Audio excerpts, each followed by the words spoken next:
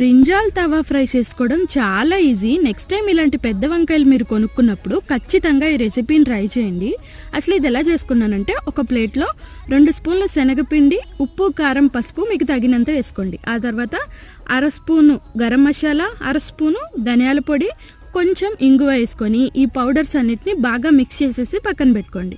ఆ తర్వాత వంకాయని మీడియం సైజు స్లైసెస్ లాగా కట్ చేసుకొని ఒక్కొక్క స్లైస్ని ఇందాక మిక్స్ చేసుకున్న పౌడర్లో ముందు వెనక కోట్ చేసేసుకొని 5 మినిట్స్ పాటు పక్కన పెట్టండి.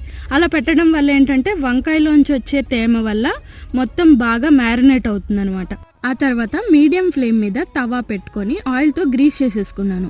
ఒక్కొక్క స్లైసు పెట్టుకుంటూ పైన కింద కూడా ఆయిల్ వేసుకుంటూ అటు ఇటు మొత్తాన్ని బాగా ఫ్రై చేసుకున్నాను. ఒక్కొక్క వాయికి 4 to 5 మినిట్స్ టైం పట్టింది నాకు.